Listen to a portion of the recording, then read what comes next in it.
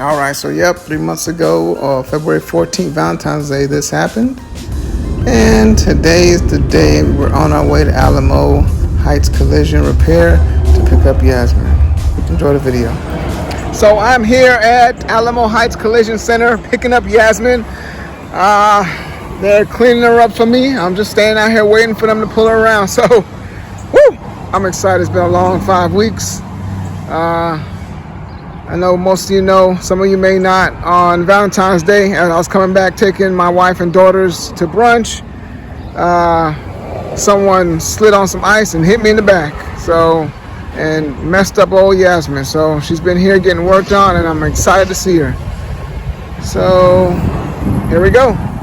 I think I saw them getting ready to drive her around. Woo, they got some. Oh, that my Lex over there is sick. Oh, there she go, there she go. Yes, sir. Ooh, it's been so long. Woo. Good. Oh, that was awesome. The owner just came out, gave me a whole once around, talked to me about everything they did, talked to me about the warranty. That was pretty awesome. She looks amazing. Oh, she looks amazing.